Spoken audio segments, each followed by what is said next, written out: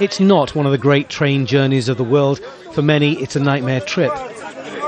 But for millions of Chinese, the chaos and discomfort of rail travel is the price they have to pay as part of celebrating Chinese New Year. It's known locally as the Spring Festival, during which, by train, 220 million people will take part in the world's biggest annual migration. The Chinese authorities put on extra carriages, but the demand exceeds supply.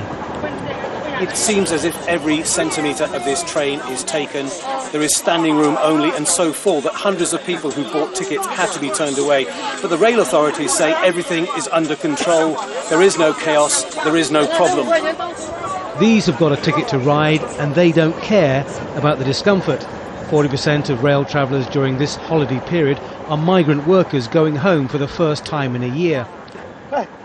Every year around this time, I take the train to go home. It's very crowded, so everyone helps each other to carry and pass on bags. After all, I'm 70, a bit old now. Even amid the chaos, there is a sense of national pride at stake, and few would want to admit to a foreigner that there is a problem. It's okay for me to stand here for a few hours. Piece of cake. People can take turns to sit. Plus, people are in a very cheerful mood, so it's no big deal. On top of the chaos, there is a growing black market for tickets, and scalpers charge 4 or 5 times the face value. The main problem, though, is the overwhelming number of travellers, and some people sleep out overnight just to get a place. Journeys can last up to 48 hours. The unlucky ones have to stand or sit on the floor if they can find some space. Mr. Lee is more fortunate. He works in Beijing, but his home is just a few hours away. His ordeal is small compared to most others. Tickets are difficult to get. It's much easier during normal time. I'll be going home to see my wife, my son and granddaughter. I'm very excited to go home for the New Year.